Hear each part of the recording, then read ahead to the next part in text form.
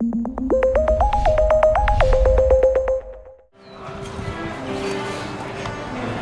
are you folks this morning?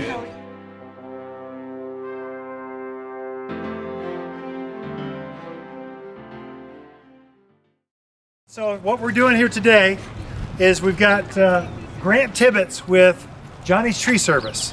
We've got a contest going, a guesstimate. We're going to see how long it takes to chip the small tree. I'm guessing 3 minutes. Chew this thing through. Medium-sized tree, I'm guessing 5 minutes. And a full-on ponderosa at how old? 20, 30 years old, I'm guessing 8 minutes. So whoever's closest to guessing the right time wins, I think, some of that stuff.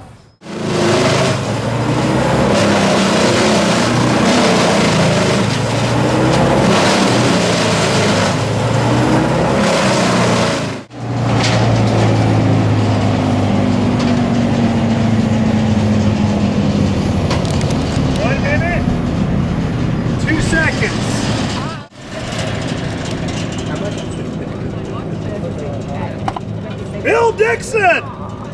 Guys, rule. You got the second one. Jim, you got the first one. You can pick whichever thing you want.